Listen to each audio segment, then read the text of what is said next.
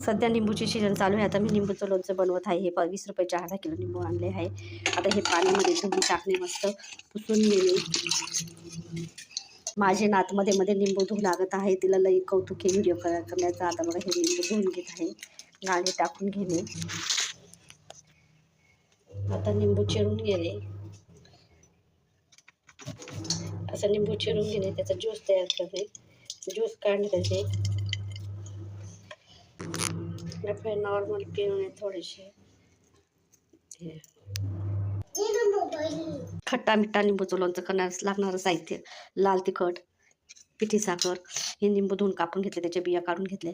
आता निंबूचा ज्यूस मी गाळून घेत आहे. निंबूचा ज्यूस गाळून घेणे, याचे बिया काढून घेणे. आता हे निंबूचे खाप घेत आहे, कढईत टाकून देणे. त्यानंतर हे निंबूचा ज्यूस काढलेला हा टाकून देणे. अगदी सोपी पद्धत आहे. हे लाल तिखट घेणे, फक्त लाल मिरची, बाकी काहीच नाही. ही पिठी साखर घेणे, बस असं काढून घेणे.